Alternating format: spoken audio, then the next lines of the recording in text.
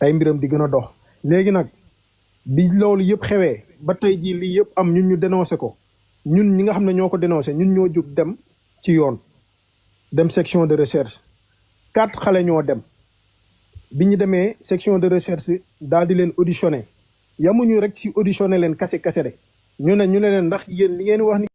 moo jaar seen suuf léegi nag bi nga xamee ne nag avant test yi di génn affaire yi bi mu xawee yéex si lañ jël defaat beneen plainte daal di koy saisir procureur bi directement numéro mention baa ngi fi plainte baa ngi sa man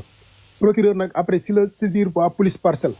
léegi nag lan moo xew ci diggante bi ba Issa Touré bi ñu ko convoqué moom pour mu ñëw te parce que xamoon na ne dañ koy soumettre ay test mu daal di daw préféré ne man maa ngi dem asamaan mais li ñu koy xamal moom di ko xamal waa njabootam yëpp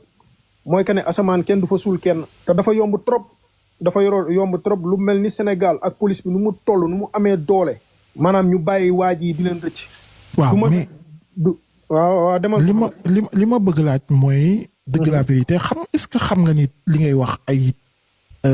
wax ju garaaw la.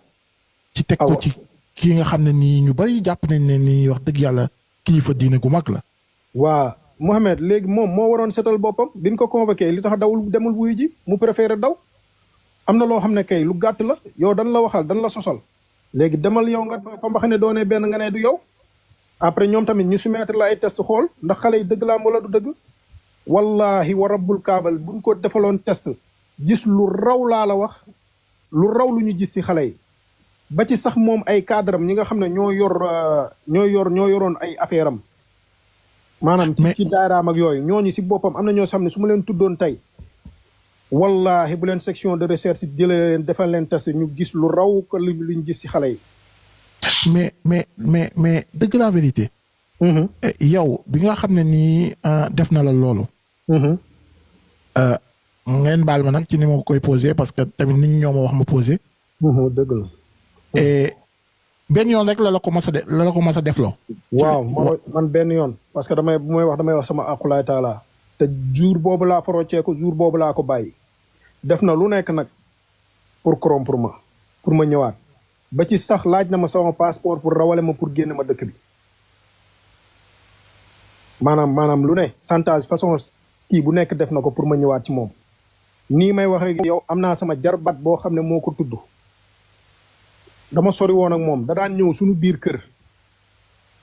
mës na am taab ci pooj bi sam papa moo ko faj moo fa dem di ko faj maa ko booleeg sam papa kon kay man jaxasoo naa ak moom. yow ñeneen ñi nga xam ne nii man gis naa ko ci journal yi ñu wax. te ñooñu nee nañ moom daf leen doon moom lañ doon kii. waaw yow da nga cee xam ñenn. parce que man wax yi ngeen di wax yooyu wax dëgg yàlla dafa xaw a diis ci man ma di ko wax. ñoom léegi laa leen xam bu baax parce que bi ma yëkkatee coole mu jëm rek mu jóg kaw rek parce que am di nga nit ki lépp looy nekk ci àdduna rek. na doon dëgg parce que boo nekkee ci dëgg après dëgg ci boppam yàlla mooy dëgg moom mooy ñëw jëmmal la moom mooy jëmmi dëgg mooy ñëw taxaw jëmmal la bi ma ko yëkkatee xale yi si boppam tamit am lu mu yee ci ñoom ñi nga xam ne doon nañ ko dund di ko souffrir ñu daal di jóg daw ñoom ñoo ma wuti si ma commencé di déggante ak ñoom léegi nag xale yooyu noonu tamit ne ñu jëm ba jël def seen plainte am na beneen plainte sax boo xam ne yeneen ñaari victimes yu bees ñu nekk 6 victimes maintenant boo xam ne biñ ko dugalee semaine bii nii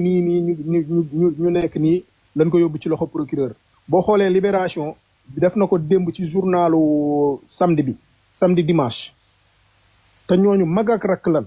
bokk ndey ak baay mu def leen ko rakk ji sax la gën a yàq ñoom itam bi ñu déggee ñun ñu jóg si lan daw tamit ñëw ñu defal leen bindal leen seen plainte ñu dem saisir procureur bi te xam naa ne nag moom képp kuy sos xanaa doo dem di sos di dem di saisir procureur. parce que man am na kenn ku ma gis mu ne moom mi ngi sant Fall M Fall. waaw mooy ñu mujjee porte plainte. moom nee na. 2015 wala 2016. c'est entre 2015 ak 2016 la commencé fréquenter kii nga xam ne nii moom mooy Serigne Issa. et ci fi nga xam ne nii foofu la ñuy jullee. lu ci bari. mais lu ci bari ci moom nee na da doon bëgg sax ñooñu di ko apporter la nga xam ne nii moom mooy ay moom da doon indi ay solution solution bu fekkee ne soxla na dara moom mu dimbali ko ak lu ci wàllu xaalis di ko may te moom ndaw si nee na da ko nee na waa ji nee na moom da ko considéré woon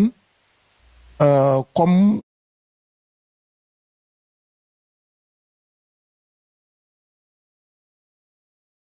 ku généreuse ku baax et